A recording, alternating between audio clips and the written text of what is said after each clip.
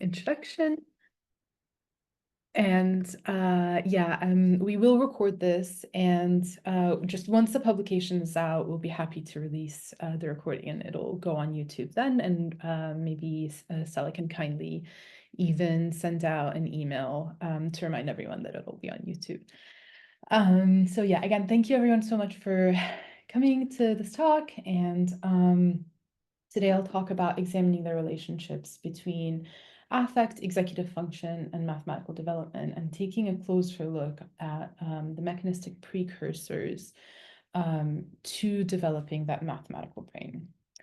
In order to really understand certain important factors that we develop or abilities that we develop, we need to further take a step back and understand precursors that are most important to developing these abilities. As most of the audience, I'm sure, or people in the math cognition world know, math anxiety is the intense negative feeling or affect when doing a math-related task, and it's found to intervene on both the non-operational and the simple numeracy activities that we do, like, for example, number comparison. The intense affect that's found in math anxiety causes one to have hypervigilance, lower processing efficiency, and it compromises executive functions and cognitive ability, and therefore your ability to do things like math. It's really important to explore these mechanisms that impede or facilitate mathematical development or numeracy performance in order to really understand how numeracy develops and how things like math anxiety develops. So in the world of math anxiety, we have this chicken and egg debate. Does the math anxiety develop first, or does the anxiety in general develop first and then result in poorer math performance, or does the math performance, the failure and the continued failure in the math performance result in the more math anxiety, or the math anxiety to begin with in general? And this is why my recommendation is take a step back and basically start measuring what we see as a precursor to the anxiety, what we see as a precursor to what we need to develop math ability, which is executive function. Some of the theories that kind of encompass this topic of affect and affective regulation and how this might relate to executive functions involve processing efficiency theory, which basically explains that when someone has really heightened affect, they experience things like rumination, which takes up your working memory capacity. So for those who know what working memory is, it's basically your capacity to take in new information and use this new information in relation to the information that you already know and apply it to the task at hand that you have. And it's really difficult to hold this information in mind when you have this other thing that you're hypervigilant on that is causing you rumination. It takes up that space.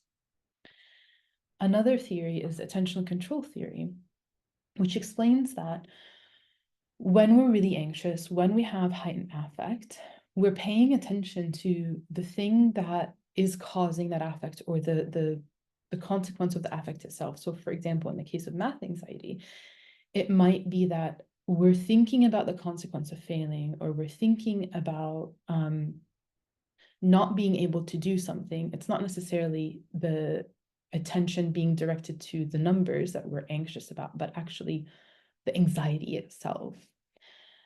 So then it's taken away from our ability to then hold the numerical information in mind and do these procedural steps that are important for math processing. The rationale for measuring affect and affective regulation continues on, and we must first examine whether there is affect. So do the children experience affect? And then we can examine whether they might have regulatory mechanisms that might circumvent the consequence of affect. In addition to understanding how children develop their regulatory abilities, we need to ask the questions: are children's environments allowing them to do both, learn and regulate? So can we build a positive environment that they're learning in to foster the positive learning experience? So in math, can we build a positive math environment? And also, can we understand the mechanisms that they use to then take on difficulties and take on challenges in that learning environment? So in the same way that we foster a lot of positive literacy and reading environments, we should really think about fostering this positive environment for math. In the same way that we build interventions that use executive functions to continue building the math and vice versa, we should also use interventions to look at building the ability of emotional regulation and how this ability of emotional regulation interacts with executive really early on to allow a child to learn and do math. We then decided, okay, we want to understand if there is affect in really young preschool children. Is it even something that's worth measuring and exploring in terms of numeracy and mathematical development? Because of course, preschool children, that's about the first time they're really experiencing numbers. And we did a literature review. The literature review didn't really give us much in terms of preschool environment and emotions and emotional regulation in the classroom. The only really major things we found from the literature review was that there wasn't a major consensus on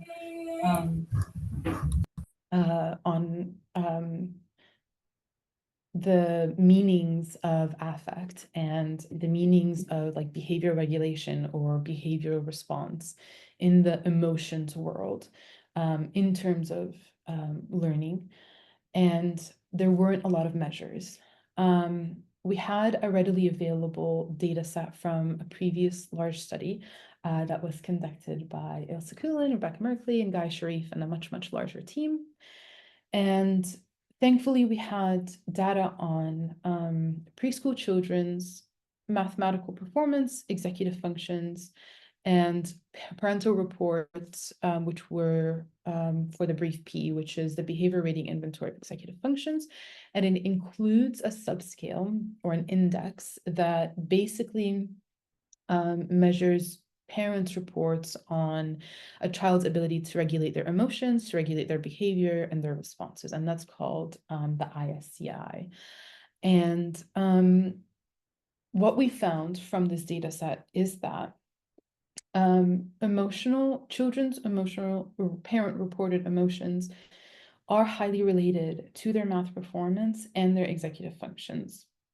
Additionally, we see that executive functions alone were not as predictive or as related to math performance as this emotional regulation or emotional control measure this early on when controlling for age and IQ. So this begged the question of, okay, well, there's information here. We should really understand what's happening. We did an interaction and basically found that the emotion measure had fully mediated the relationship between a composite score of executive functions and a composite score of math performance. And just to be clear, the executive function score was not parent reported, it was a performance measure, and so was the math measure. So that was another reason to then go in and say, okay, we need to then measure children's affect or emotional experience when they are learning, and specifically when they're learning math and literacy. So we wanted to design the Child Attitudes Questionnaire. And to do that, we, as part of a larger study again, we went into a preschool and they took part in numeracy and executive function task, and then did the attitudes questionnaire at the very end. And we collected parent and educator reports to understand the relationship between. So the questionnaire that we designed is called the Child Attitudes Questionnaire, or the Child Affects and Attitudes Questionnaire. I'll settle on a name eventually. But basically, the questionnaire can be just taken as a whole composite score or divided into subscales. I divide it into subscales to show the exact goals of each one. The emotion subscale is emotions towards numbers and letters. And unlike your typical math anxiety measure, this is not a math anxiety measure. The entire questionnaire goes into kind of worried behavior to or worried feelings to happy feelings or not worried feelings. So it would be positively correlated with performance rather than negative, whereas typical math anxiety questionnaires would be negatively reported or correlated, sorry. So the emotion subscale included happy and worried questions about both letters and numbers. And the attitude subscale aimed to measure how much they liked letters and numbers. And the general motivation was just a measure about like their general abilities. For example, how likely they are to continue playing a game if it's too difficult, or how likely they are to ask for help. When administered, assessors were explained that they need to first go in, observe a classroom, and see where children might experience a number activity or a letter activity. And they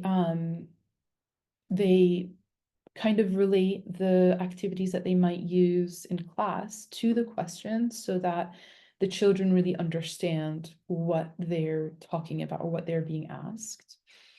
And they then explain to the children what worried means, what happy means, what numbers are, what letters are. And the aim of the questionnaire is to be adaptable. So it starts from preschool, but then adaptable to with children up to 7 years old. And therefore the words from numbers and letters change to math and reading. And then you, at the bottom of the questionnaire, as you can see, determine the age group. So if it's preschool or reception or year 1 or year 2. And then the assessor is meant to also indicate whether the child understood or not. So they have to say, okay, the child understood worried, or the child understood happy, or they understood numbers and letters. And it's up to them if they want to proceed or just not continue with the assessment if the child doesn't understand, depending on the type of data that they're looking for. In the emotions subsection, so actually to take a step back, we decided on a 3-point answer scale as opposed to the typical 5 to 7-point Likert scale, because there's previous research that shows really young children start to guess when they have more than 3 answers, basically. So we had to make a choice between kind of getting easier, higher reliability from our answer scales, or getting more accurate responses from the children. So we decided with the more accurate responses, we shrunk it down to 3 instead of 5 or 7. And we just made it very, very simple, very clear wording that children, one, don't forget. So the simplicity and the clearness of, or the clarity of the questions is because they're so young, they can't really hold too much information in mind, and you can't expect them to answer really broad abstract questions. So we ask questions like, how happy do you feel when you do number and math activities at home? Or how worried do you feel when you do number and math activities at home? So the worried and the happy questions are exactly the same, except for the exchange worried with happy, and the answer scale is reversed.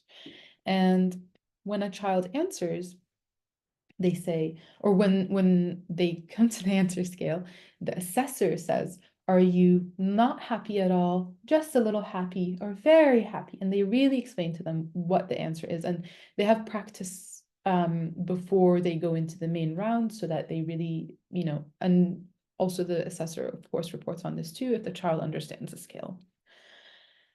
The affect or the emotions subscale includes 3 aspects. Emotions when doing number activities with teachers, emotions when doing number activities at school, and emotions when doing number activities at home. And then the same for letter activities. And this is because previous literature talks about how teachers' anxieties actually highly relate to the children's likelihood of getting the math anxiety. So teachers might have 2 types of anxiety. If they're math anxious about the math they're doing themselves, or if they're math anxious in teaching the math because they haven't had the proper training to teach math. And I'm sure quite a few people you'll know, most early year practitioners don't get direct instruction on math teaching.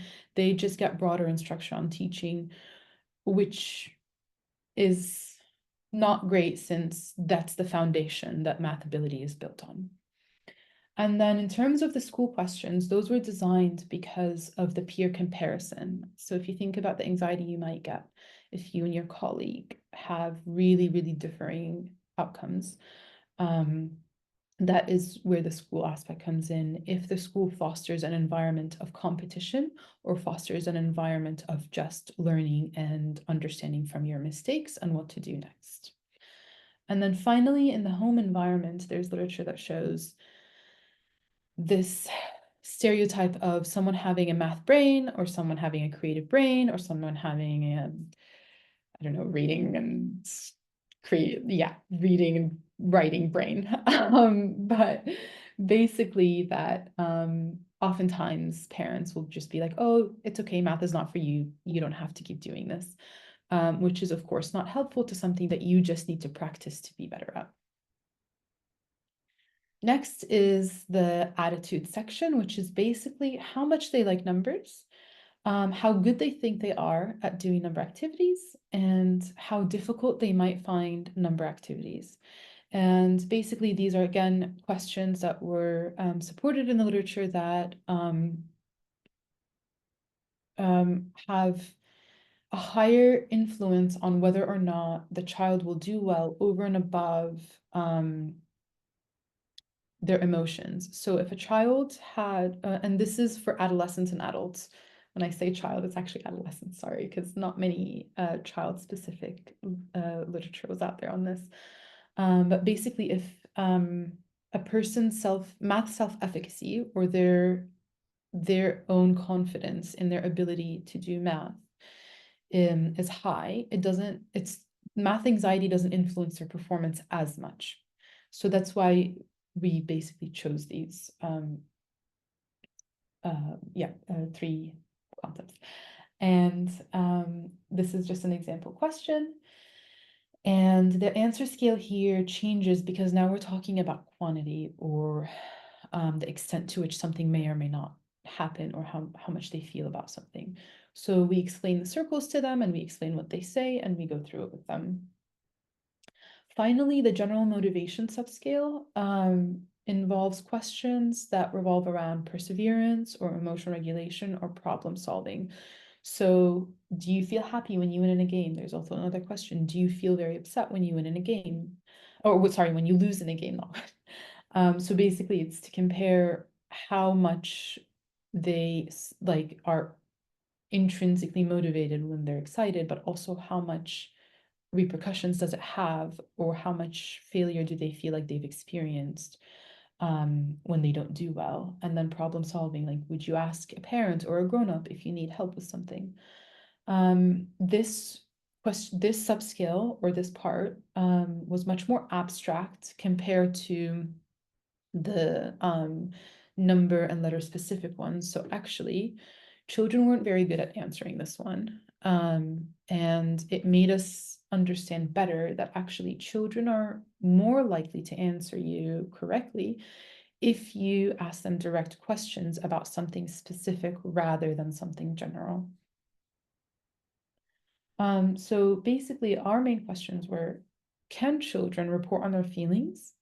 And do their feelings relate, or do their feelings about learning numbers and letters relate to their math performance and their executive functions? So this is a distribution of the affect subscale.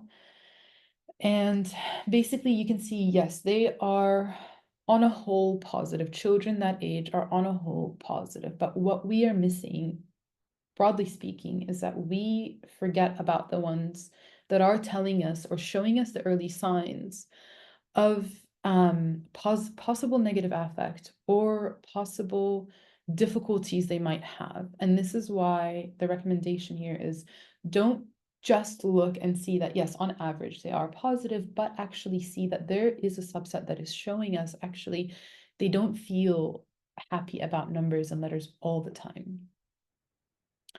And then this is a distribution that we have with attitudes a little bit more normally distributed. And again, they generally have positive attitudes. And the general motivation subscale, which didn't quite pan out as we expected because it was more general questions. Now here is how the emotion subscale is related to their math performance. Again, we want to look at the distribution and not just the major positive part of it, but also the distribution of whether their math performance is related. And it is highly related. So the relationship is important. And we want to understand the variability between children, the little hidden reasons why some children might succeed while others fail. And we want to build on these foundations, these really, really early bricks that we basically lay for children to be able to build their executive function and also build their math abilities. The whole questionnaire combined, the correlation goes down a little bit because the general motivation wasn't as strong and neither were the attitudes. And then here is another model, but unlike the model we saw earlier, this is not a longitudinal model, although there is a possibility that we can run a longitudinal model because we now have time 2 of math performance or numeracy performance, but this is a cross-sectional one. And it's showing that there is a partial mediation, but this time with working memory, we're mediating the effect of the emotions rather than the other way around, which was what we saw earlier. So to summarize, what we found is that negative affect poses a stronger relationship and brings in impulse control impulse control was also related to negative affect in addition to the math and working memory. And number negative affect had a slightly stronger relationship with number performance than letter negative affect. And positive affect didn't really give us a lot of information. Their attitudes weren't significantly related at this time point. And the composite score of perseverance had a relationship with impulse control, but again, because the general motivation subscale was a little bit questionable, I don't feel too confident going into the general motivation items too far. We then conducted an exploratory factor analysis to, again, better understand how the scale works and how the items relate to each other. And the emotion subscale and some of the attitudes hung together and then other things fell out, which makes sense. How children feel about numbers might also relate to how much they like or find numbers difficult, but it doesn't necessarily mean it's going to relate their general motivation, but it is something worth looking into. I don't think I looked into it correctly. And then, so again, back to allowing this scale to be used on a longitudinal aspect or be used for really young children to 7-year-old children. We did another study where we measured children's impulse control and numeracy and used the attitudes questionnaire, of course, but this time we did it online. And they were 7-year-old children and about 61 of them, whereas the previous study had 183 children. I'm not sure that I told you this, sorry. And yeah, we met online. We used Microsoft Teams.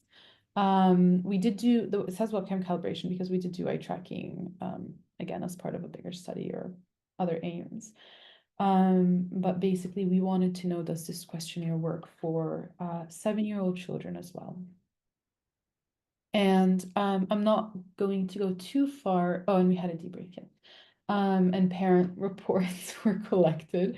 And we wanted to basically run similar questions outside of doing, of course, the EFA, because we would need much more participants for an EFA. And this is still ongoing, and well, the study is complete, but analyses are still ongoing. But just quickly, the children were able to, for the most part, actually read the questions themselves. We met online. We showed how the parents and the children how to use Teams and how to give us control if we needed to take control for some of the performance measures. We walked them through it. We did all the same review to make sure they understood the questionnaire, and they were able to basically choose click on the desired answer. With the 3.5-year-olds, it was on an iPad, and for the most part, we actually clicked for them because there's no reaction time, so it doesn't really matter. And then finally, a third study had the goal of, which was conducted by the Center for Math Learning with an amazing Lepra team, with Raneem and Ella leading on the study. And what happened was basically to compare the CAQ, or the Child Attitudes Questionnaire, to a measure that is considered a math anxiety questionnaire. And basically what we found was that the CAQ math section was more related, the top one, to math performance. So the emotions about math were more related to math performance. You can see the 0.3 and the 0.6. From the CAQ, then the comparison of the CMAS, which is the math anxiety questionnaire that we compared it with. But the attitudes were less. So it still highlights the important role of emotions. And then we did the same to understand how different the emotions questions about math and the emotions questions about reading or literacy are. And and this was in 160 children and they were 5 and 6 years old. But basically we found that the reading and the math were highly related for the CAQ, but also for the CMAS. So the emotions about reading were both related to the CMAS and the CAQ, and of course much more highly to the CAQ because it was almost the same questions except letters and reading instead of numbers and math. And then the relationship between the CAQ itself and the CMAS for the CAQ emotions about math and the CAQ attitudes about math, with the CMAS, which is the last figure that you see. Sorry, I should have separated these for you. But basically, the CAQ emotions subscale was most related to the math anxiety one, which makes sense. And it's negative because as I explained earlier, most math anxiety questionnaires, the higher they get, the more negative, the more anxiety, whereas the CAQ, the higher you get, the more positive, the less anxiety. And yeah, so yeah, it's reassuring to see that it yielded basically similar outcomes for the emotions subscale. Now, for the future directions, we will look at time to math in relation to the time one attitudes questionnaire. We didn't collect it in time two. And we'll look at the parent reports. And then for the 6.5-year-olds or 6.5 to 7-year-olds, we're going to analyze this data set and let you know what happened or what the outcomes are. And of course, look out for a paper from the awesome Lefberg group who looked into the validity and the comparison between the CMAS and the CAQ. I did promise that I would talk about possible ways of using neurophysiological measures to further examine this component of affect and then go into affective regulation, but we don't have time. So basically, I'll say that the next steps that we did, these measures are already collected, is to examine affective regulation. So in one paradigm, we actually induced agitation from the children with these 3 statements that you see here on the left. Apprehensive statement 1, apprehensive statement 2, and apprehensive statement 3, and to see, one, if we can induce children feeling a challenge, and what they will do to regulate this challenge behaviorally and physiologically. And we measured their heart rate variability, which is basically a measure that shows how much you're emotionally regulating or physiologically regulating. And then there's another paradigm that we did, and this one looked into the learning aspect because, again, we are curious about when children feel affect in performance, but also at learning, because learning comes in first. So it's a learning and performance paradigm, and we use EEG for ERPs and ECG, and stay tuned. You might possibly hear about this soon. And that's it. Thank you. Thank you so much, Sylvia. That was really interesting. I was wondering if anyone had any questions from the audience. I have a question, but I can't find my hand raised. I haven't been on Zoom for long enough. That's okay. Go ahead, Rebecca. Okay. Thanks, Stella. I'm just trying to, there's a lot of data. This was great. Thank you so much. I love this presentation. And there's a lot of data here, and I just wonder whether there's anything, or whether you have looked at children's early experience of numeracy when they're first exposed to it, or when they first start to either formally or home learning environment, and how that might relate to the anxiety and their attitude towards math. So you can imagine if, you know, yeah, you can have all sorts of early experiences, can't you? You can have parents who are overbearing and say, I was thinking about it because of these apprehension statements. You're saying, oh, you've got to get this right, you know, so it might be really, really unpleasant. Or it could be that they're indifferent, or the thing you said earlier about primary school teachers are sort of like, oh, they're sort of anxious about maths. That can sort of feed into an experience. Yeah, I think that's a really great point. And I actually, now that so we thought hard and long about what questions to include in parental questionnaires, because the parental questionnaires were not like, they were unlike the brief or the BESI, which the BESI was the teacher questionnaire. They weren't standardized questionnaires. They were questionnaires that we came up with based on prior literature and previous questionnaires that were used in the area. I didn't ask like the positivity of the math environment. I asked, like, for example, how much math activities they do at home. I referenced specific type of math activities that they might do at home, like playing with blocks, with shapes. I don't remember the exact questions, but we didn't say, like, we could actually, I don't remember which paper this is, but there's a paper that basically says, like, if you just directly ask the question, it actually gives you quite a lot of information. So just asking, was there a positive math home environment, or was there difficulty around the math that's being done at home? Is that kind of what you're saying?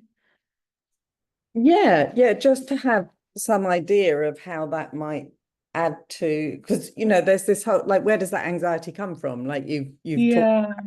so it could be, and I was actually, I don't want to hog the platform, but I was going to ask you about the working memory as a moderator, because you think if children have low working memory, it can cause them sort of like anxiety when they're trying to remember things that they're supposed to remember, like Yeah, so this numbers is in that, maths.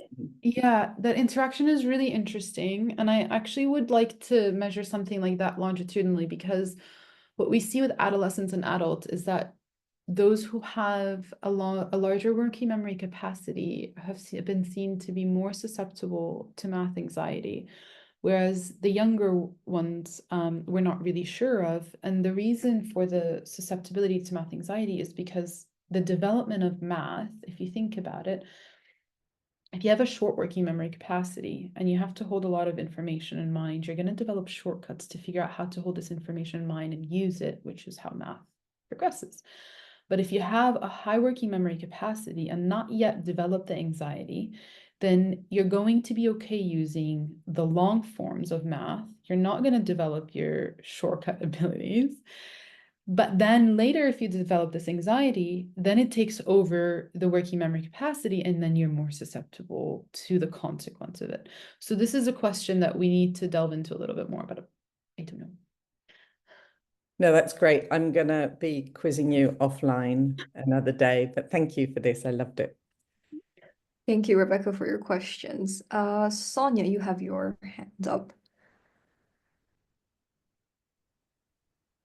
Hi, can you hear and see me? Yes, we can hear you and see you. Hi, everyone. Hi, Sylvia. Thank you so much for this very interesting presentation. I can't seem to match my site. Oh, there we are.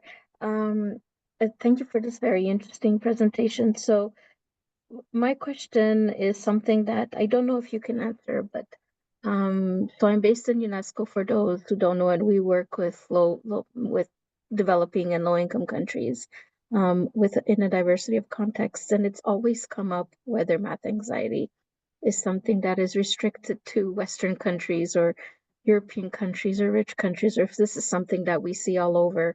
So can you say anything about that, or in your research, Yeah. have you learned anything about that?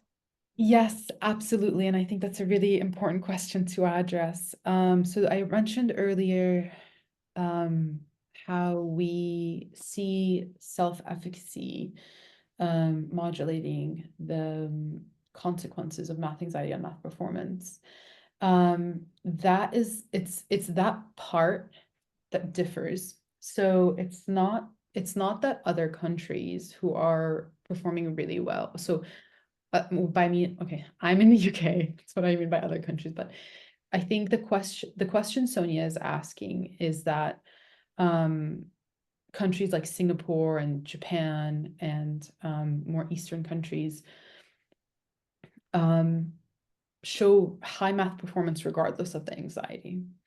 And what we're seeing is that it's not that anxiety doesn't exist. Actually, the math anxiety, you'll see in the literature, exists regardless, but it's the other factors that influence the math performance. There's more research that needs to be done in understanding, and this is why I'm saying, like, we need to understand the regulatory mechanisms. How are we circumventing the consequence of the anxiety? And I think this is where the countries differ. If you give a child an out and say, oh, you're not a math brain, it's fine, let's do the bare minimum and get by, that's what the child is going to do. So I think we need to understand a lot more about regulation and a lot more about other factors like math self-efficacy, how confident you are in your ability to progress, to fully answer that question, and actually possibly use these positive factors to circumvent or to better develop the math brain. I hope that helps.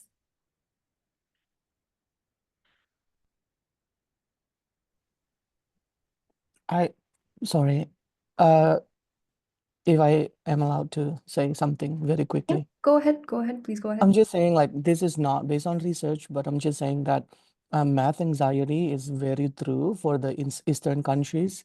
Sonia, this is based on experience, I guess. I'm from Indonesia, and that's like Southeast Asia country, and as you probably know, that it's like categorized as middle and low income country compared to the most of the European countries. And math, I think one of the struggle is because, at least from my experience, the people that I was growing up with, like, you know, like teachers, uh, even like family, they they heavily they heavily focused and associating cleverness with math scores, and that's adds up like so much math anxiety, I guess. And that's also speaks in a very personal level, because like I have always been struggling with math, and actually right now I'm studying Teachers College, Columbia University, in neuroscience and educations. And I'm also like, that's actually one of the questions that I was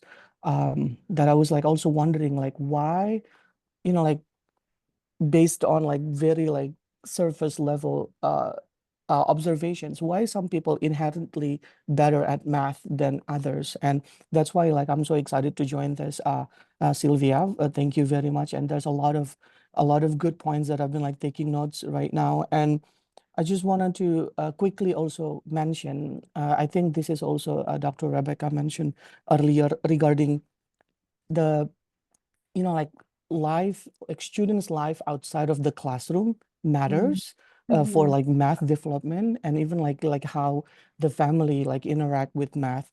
And I just also found out about this as I was like reading more about this and trying to apply for you know, like for the PhD and everything. I just also found out that that's actually true. I just want and it blew my mind, because like I thought, like when I was thinking about math, just school, right? It's like about school and like not about like what like happens outside of the classrooms.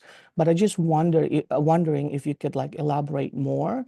I don't know if this is based on your research or something that you know, Yeah. Sylvia. Yeah, how, like, what is the most important thing I think about like students' life outside of the school that Yeah. can be actually good for the math development, and also hopefully like could be the directions if we want to kind of like evaluate and assess that point. I don't know if I'm saying anything like I understandably, but think, yeah. yeah, no, I think you're absolutely clear in what you're saying. And I mean, I'm sure maybe if anyone here in the audience has more experience than I do with this, I'm sure there must have been some interventions, at least with adolescents and like adults in terms of math anxiety outside of school. But I'm not really aware. I tend to focus on the school primarily with only some information that the parents report, and I'll tell you why. Um, maybe one day I'll change my research trajectory, but so far I've been very stuck on it. It's because children spend so much of their time at school.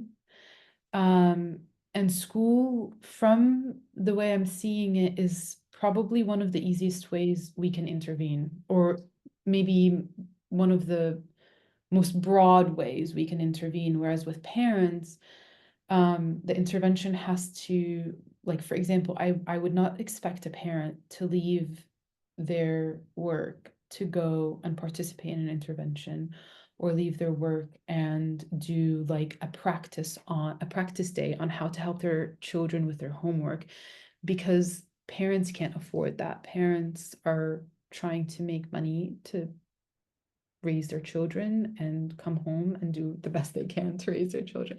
So basically, I am fully in support of parental study and intervention and all of that, but I tend to focus on the school. So I'm not sure. Sorry. Thank you very much. Thank you both. I'm loving this discussion that is going on. I think Karen was first, so Karen, if you could please unmute. Unmute and oh, can you see me? Yeah. Hi, sorry. Yeah, thank you very much. I just wanted to jump in on some of that commentary about anxiety and self-efficacy because I mean my field has been in engagement and motivation and looking at a range of adaptive and maladaptive factors for students, particularly students making that transition from primary to early secondary. As we know, a lot of students have to do maths compulsory until the time they give up, but mentally they've actually already decided not to continue, usually due to negative experiences. And we see more and more that being expressed in this idea of anxiety. And I'm sure you know about, is it Anne Dowker and Carrie et al.'s work, and they looked at anxiety and was saying basically what you just said about it's students who are able to manage their emotions around the anxiety, which seem to not affect their performance as much. And I just thought it was interesting to mention that I'm involved in a project in Norway. We're actually looking at student self-efficacy across different mathematical topics over time. And in fact, rather than looking at the whole class, looking at the whole class, but the focus is actually on the dyadic relationships and interactions between the teacher and individual students to actually try and understand students with high, medium, low performance in different topics over time, and how the students are self-reporting and how the teacher interactions are being observed to try and identify what could make the difference to students, and trying to categorize students in terms of whether they have high, medium or low self-efficacy as well, and what might be the factors that tweak that, to try and understand what teachers can do. Because I think from a researcher perspective, it's interesting, but we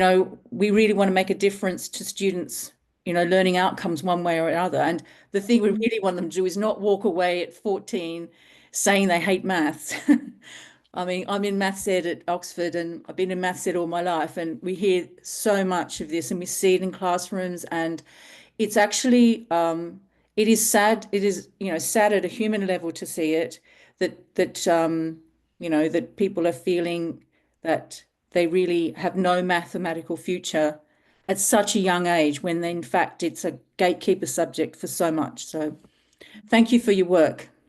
Oh, absolutely. Yeah. And also the study that you have sounds really exciting. I jotted down some notes. Yeah, we're just finishing the first big collection. It's the second year of a 4-year project, so there'll be stuff coming. Yeah. Amazing. Yeah. Looking Thank forward to you. hearing about it. Yeah, please do. Yeah. Thank you so much, Karen. Tamir, sorry if I butchered your name. Please go ahead. Well, it's fine, it's Tamer. So thanks a lot for the amazing presentation. And yeah, my question is also related to self-efficacy as well as other motivational elements. My work has been focusing on EF and motivation and the possible intersections between them. So I was wondering if you managed to analyze the data and see or examine any possible like associations between aspects of motivation, like self-efficacy, for example, and executive functions, and how might that impact the picture that we are seeing regarding. So for this study, I actually didn't analyze just the general motivation parts in terms of the relationship with the executive function, just because the goal was, if we wanted to understand whether the scale itself worked, and the general motivation part just wasn't really informative. But in terms of other research doing this, I can definitely point you to a lot of studies who have looked at this. If you send me your email or something, I'm happy to send it over, but yeah, we didn't look at the executive with the general motivation subscale. Excellent. All right. Thank you. Thank you so much. We have the discussion in the chat going on about investigating maths anxiety in low-income countries. And Maria very kindly shared an article about that. So if anyone is interested. Yeah, I would love to. Sorry, there's so much in the chat. I can't find it, but if you can send it to me, I Yeah, would love yeah, to see of that. course. Actually, I do want to say, one of my goals is once this is published, once the CAQ paper is published and it's like more of an official scale, I do want to work on scalability to other countries and translating it to other languages. So if anyone wants to collaborate on that, I'm all in. Do let me know. And yeah, the measure is not meant to be like an assessment to shy away people from the concept of math anxiety, or people to be able to do to continue learning math, but more understanding how the children feel and how we can possibly make their environment, make their learning experience as optimal as possible. So when we say we can use this as a measure, it's not an assessment that basically gives an out to doing the math. Looking forward to seeing the measure in multiple languages. It would be really interesting to do the international collaboration between all of the institutes. Yes, so any more questions for Sylvia? Shiva says that sounds amazing. Oh, we have Laura. Please go ahead. Hi, can you hear me? Yeah. So I had a question. I'm curious, mostly about, you mentioned using some sort of eye tracking measure in the second study, the one that was conducted digitally. And I'm curious about what measurements were you looking at with the eye tracking? So this was the goal. There were two goals. One was more just math cognition focused. There's some previous literature that looks at where children focus, or where the participant might focus when they're doing number comparison, and the what is it called? Numerical distance effect. So that was one. The other one was to see if there might be an interaction between children's inhibitory controllability, their reported emotions, and their number, their inhibitory control, their number performance, and their gaze in relation to how they reported on their emotion control. So, or emotions in about numbers. So basically, I'm not saying this one. So you were looking at, if I understood correctly, then one aspect of it was fixation and the other one was gaze following. Sorry, I don't remember. I think sorry, let me see if I can I can email you about it and then we could. I think, yeah, I think it was the emotions one was number of shifts. It wasn't fixation. And I don't fully remember the one with the numerical distance effect. I need to go back and look. Sorry. It's been a while since I looked at that one. But Okay. yeah, I don't remember the exact gaze dimensions for that one. Thank you. Yeah. Thank you for your question. One last question for you, Sylvia, before we let you go. Shiva says maybe we can conduct this also in Iranian Persian language speaking community, which has some specific differences and needs in maths. That was just a comment. And then Joe asks is there a risk of missing responses from neurodiverse children who don't have good emotion recognition on their on the FACES scale?